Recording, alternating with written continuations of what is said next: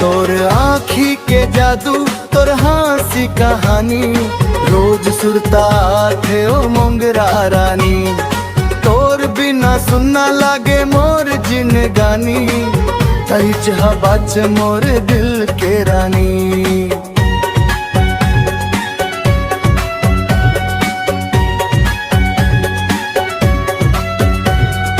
तोर चाल माँ बिजली तोर बोली माँ पानी देखते रह जाते गांव भर के परानी।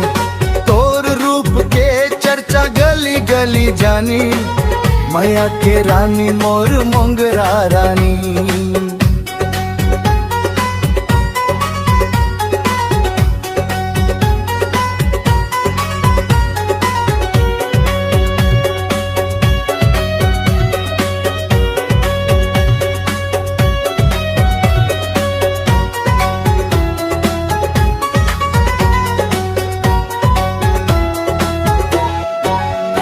तोर हंसी ले खिलते मोर भाग के फुलवारी। तोर सुरता मकथे मोर रात अंधियारी। तोर संग जिए बर मोर मन है दीवानी।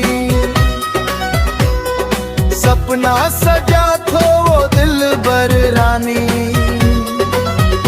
जब ले देखे हवा तोला पहली दफा माँ दिल दे हूँ मैं तोर नजरिया में। तोर नाव जपथो बन के पुजारी तैच हवस मोर किस्मत के रानी। तोर आँखी के जादू तोर हंसी कहानी रोज सुरता थे ओ मोंगरा रानी।